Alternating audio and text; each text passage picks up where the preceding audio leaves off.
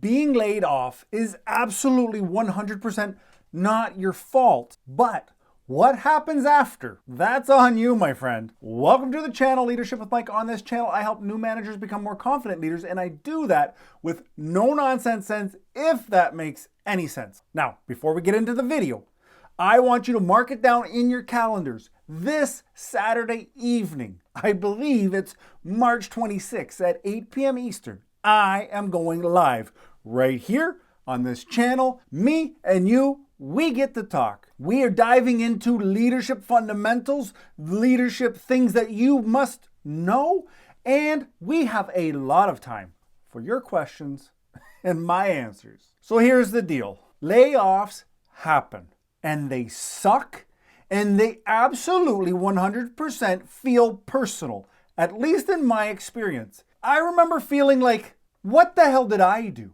Why would they not keep me? Why would they not fight harder for the contract? Why would they not?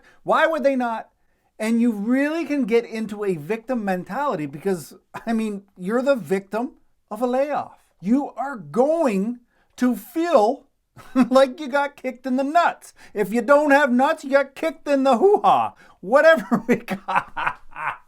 You got kicked in the gut. You weren't ready, and nobody ever is. I hear of companies doing really stupid, insensitive things, like, getting 400 people on a Zoom call, or 800 was it, and saying how they feel bad that they're letting you go. Anybody on this call, you're done. How about when the next layoff happens and it's a leaked video? It's a video recording. They don't even have the decency to do it to people live in person. However, listen, I don't know how to lay off hundreds of people. I'll be honest with you. But I promise you, you can't think, let me pre-record a message and just send it out. You can't think as a normal, decent human being that that's an acceptable way to do things. We'll clear the air. That's not how it should be done. The way I like to deal with things is I like to allow myself a certain amount of time to get pissed, to get upset, to be a victim. After that, we need an action plan. So if you've been laid off, I'm sorry. But this also could be one of the best things for your career, for your life, for just you. It really can be, even if it doesn't feel that way. But let's talk about actions that we can take after a layoff has happened. Or let's talk about actions that we can take as soon as we get hired. I want you to understand this. A layoff, it's not personal. You are a number in a company, and that's okay. Listen, business is business. But I want you, regardless of the job you have, regardless of the connection you feel with your manager, with the owners, understand layoffs are part of the risk of having a job. If it comes down to me or you keeping a job, if it comes down to me or you being able to feed your family, who do you think you're going to pick? You're going to pick yourself, as I would pick myself. So now it's not personal. It's a matter of survival. It's a matter of dollars and cents.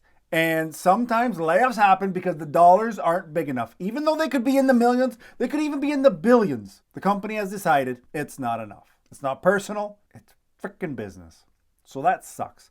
But what I want you to understand is when you start your job, I want you to understand that you could be laid off at any time. You could be let go at any time. Of course, there's rules, laws, regulations, and stuff that kind of prevent some things from happening, but assume that you could be let go at any moment. With that mindset comes a great sense of power because you have the power to plan.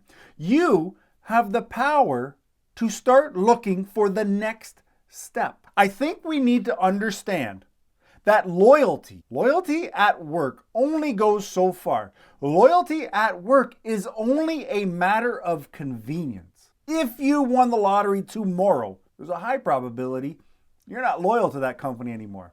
If that company needs to cut costs, there's a good chance they're not loyal to you. When we go to work, when we have jobs, it's a mutual benefit. The moment that one side does not see the benefit of being with the other side, ties are cut. This is business. Let's cut it down to business. So the next thing, after you understand that a layoff could happen at any time, what are you going to do? What I suggest you do is you start planning. You start educating yourself. Sometimes we get in this nice, great job and we're like, oh, we can relax now. We made it. That is the last thing you need to do. You need to continue to educate yourself. You need to continue to polish your skills, add new skills, add new information to yourself to make yourself more valuable to the current company, but also more valuable on the job market itself. You're also going to want to make sure that you're networking. If you lose your job, wouldn't it be amazing